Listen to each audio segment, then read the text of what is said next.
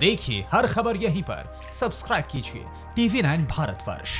प्रकाश जी, एक और जो हमने परिवर्तन देखा इन दिनों वो ये कि पर्यावरण को लेकर, ये सवाल आपसे इसलिए क्योंकि आपसे बेहतर इसको और कौन बताएगा कि सरकार ने क्या इससे सीख ली है या हमें क्या लगता है कि हम किस तरह से इसको और आगे इम्प्लीमेंट कर सकते हैं। कि हमने देखा कैसे तमाम कोशिशों के बावजूद यमुना गंगा का पानी साफ़ नहीं होता था, लेकिन वो साफ़ हो गया।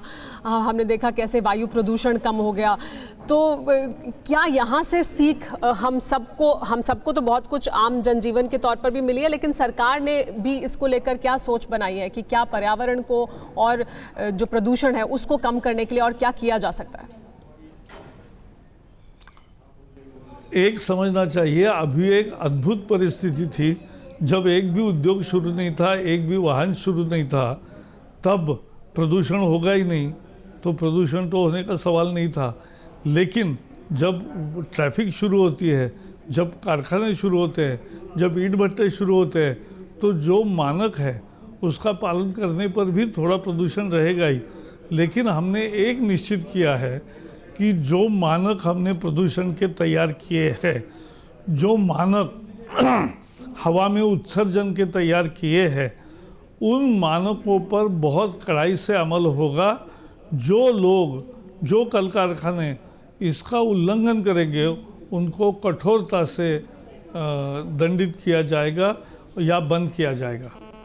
जी, लेकिन प्रकाश जावड़ेकर जी, एक हमने कोशिश लगातार ये भी देखी और आपसे बेहतर कौन इसको बता सकता है कि लगातार जो खबरें कोरोना से जुड़ी हुई भी आ रही थी अलग अलग प्लेटफॉर्म्स पर, उनको लेकर भी बहुत रियल टाइम फीडबैक मिल रहा था सरकार की तरफ से और ये बाकायदा बताया जा रहा था कि क्या सही है क्या गलत है, क्योंकि कोरोना के समय ऐसी बहुत सी खबरें और जानकारियां लोगों के पास पहुंच रही थी। तो क्या ये एक अभी लॉन्ग टर्म स्ट्रैटेजी भी रहेगी, क्योंकि या कोरोना काल तक ही ये था? आपने देखा कोरोना काल में लोगों को जानकारी सही तरीके से मिले, इसलिए आपने देखा सक्षम अधिकारियों के द्वारा ब्रीफिंग रोज की गई। इसके कारण सारी जानकारी मिली, एक साक्षरता बढ़ी और अब उसके निर्णय के आधार पर जो प्रधानमंत्री खुद 5 बार मार्गदर्शन कर चुके हैं, मुख्यमंत्रियों के साथ उन्होंने 5 मीटिंगें की, लोगों के साथ उन्होंने 4-5 बार संवाद किया है। अब भी 31 तारीख के मन की बात का लोगों को प्रतीक्षा है, क्योंकि प्रधानमंत्री जब बोलते हैं तो दिल को छूता है और वो दिल की बात होती बन जाती है। इसलिए लोग 31 तारीख की भी राह देखेंगे। जी हाँ प्रकाश जी, साथ ही ये भी कि 1 साल सरकार का पूरा हो रहा है, अब वो समय नहीं है क्योंकि हमने सबने अपनी आदतें बदली हैं। सरकार या जो पॉलिटिकल पार्टीज़ हैं उन्हें भी बहुत बदलना पड़ा है। अब बात हो रही है ई रैली की, तो किस तरह का कनेक्ट देखने को मिलेगा अपनी जो सरकार की नीतियां हैं उसे आम जनता तक पहुंचाने के लिए, क्योंकि इस तरह की चर्चा हो रही है कि ई रैली की जाएगी लोगों तक अपनी बात पहुंचाने के लिए। देखो, तकनीक ने हमारी ज़िंदगी बदल दी है। एक मोबाइल ने, एक कंप्यूटर ने, एक इंटरनेट ने ज़िंदगी कितनी बदली, इसका ये परिचय है। और इसका उपयोग करते हुए हम पूरे जनता के घर घर पहुंच रहे हैं, पार्टी के कार्यकर्ता के रूप में भी। और एक ई बुक भी तैयार होगा कि जो अपने कंप्यूटर पे भी दिखेगा, फ़ोन पर भी दिखेगा कि मोदी सरकार ने जो आत्मनिर्भर पैकेज भी किया। उसका क्या मतलब है? मतलब है कि खेती में बहुत मूलभूत सुधार किए हैं।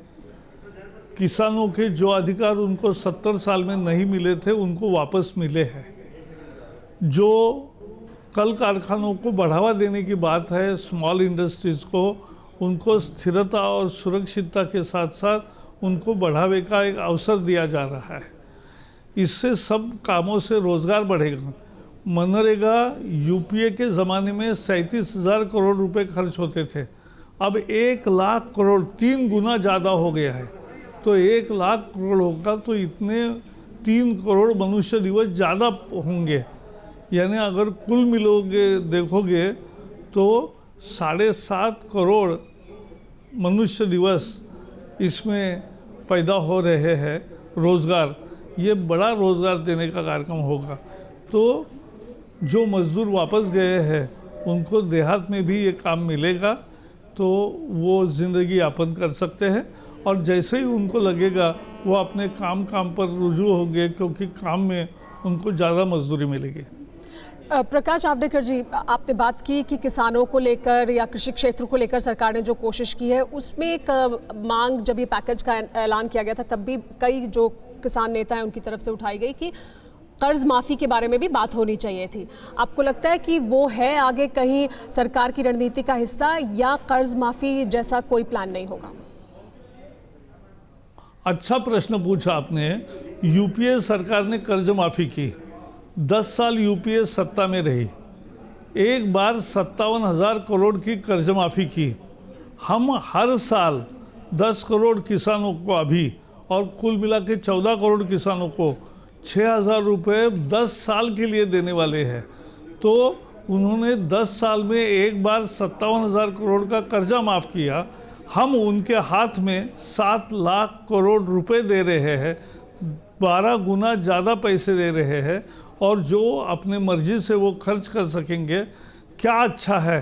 किसान का मानना सही है, और किसान का वोट, किसान का जो राय है वो आत्मनिर्भर भारत के पक्ष में है। वो उनको रोकड़ा मदद जो मिल रही है, उनके खाते में सीधे 6,000 रुपये हर साल आएंगे और 10 साल के लिए आएंगे। ये उनको ज़्यादा महत्वपूर्ण लगता है। 1 साल की कर्ज माफ़ी और 10 साल का आय, इसमें बहुत फर्क है। अड़ी सोमवार से शुक्रवार शाम 6 बजे सिर्फ TV9 भारतवर्ष पर।